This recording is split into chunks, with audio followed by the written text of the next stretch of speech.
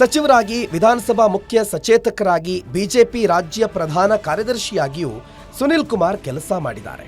ಕಳೆದ ವಿಧಾನಸಭಾ ಅಧಿವೇಶನದಲ್ಲಿ ಸುನಿಲ್ ಕುಮಾರ್ ಅವರ ಅಬ್ಬರ ಆರ್ಭಟಕ್ಕೆ ಕಾಂಗ್ರೆಸ್ ಸರ್ಕಾರ ಅಕ್ಷರಶಃ ತತ್ತರಿಸೋಗಿತ್ತು. ವಿಧಾನಸಭೆಯಲ್ಲಿ ಬಿಎಸ್ ಯಡಿಯೂರಪ್ಪ ಆರ್ಭಟಿಸುವ ಪರಿಯಲ್ಲೇ ಸುನಿಲ್ ಕುಮಾರ್ ಅಬ್ಬರಿಸಿದ್ರು.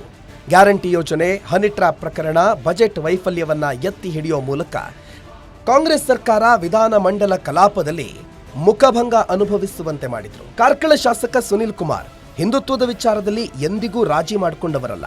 ಅಧಿಕಾರಕ್ಕಾಗಿ ಎಂದಿಗೂ ಕಾಂಗ್ರೆಸ್ ಪಕ್ಷದ ಜೊತೆಗೆ ಹೊಂದಾಣಿಕೆ ಮಾಡಿಕೊಂಡ ಉದಾಹರಣೆಯೇ ಇಲ್ಲ. ಸದಾ ಹಿಂದುತ್ವವನ್ನೇ ಉಸಿರಾಗಿಸಿಕೊಂಡಿರುವ ಸುನಿಲ್ ಕುಮಾರ್ ಹಿಂದುತ್ವಕ್ಕೆ ಧಕ್ಕೆಯಾದರೆ ಅಧಿಕಾರವನ್ನೂ ಬದಿಗಿಟ್ಟು ಹೋರಾಟಕ್ಕಿಳಿಯುವ ಜಾಯಮಾನದವರು. ಇದೇ ಕಾರಣಕ್ಕೆ ಸುನಿಲ್ ಕುಮಾರ್ ಅವರನ್ನ ಆರ್ಎಸ್ಎಸ್ ಕೂಡ ಮೆಚ್ಚಿಕೊಂಡಿದೆ. ಈ ಹಿಂದೆಯೇ ವಿರೋಧ ಪಕ್ಷದ ನಾಯಕನ ಸ್ಥಾನವನ್ನ ನೀಡಲು ಬಿಜೆಪಿ ಮತ್ತು ಸಂಘ ಪರಿವಾರ ಚಿಂತನೆ ನಡೆಸಿತ್ತು. ಹಿಂದುತ್ವದ ಫೈರ್ ಬ್ರ್ಯಾಂಡ್ ನಾಯಕನಿಗೆ ಜವಾಬ್ದಾರಿಯುತ ಹುದ್ದೆ ನೀಡುವ ಮೂಲಕ ಬಿಜೆಪಿಯನ್ನ ಸಮರ್ಥವಾಗಿ ಮುನ್ನಡೆಸುವ ಕುರಿತು ಚಿಂತನೆ ನಡೆದಿದೆ.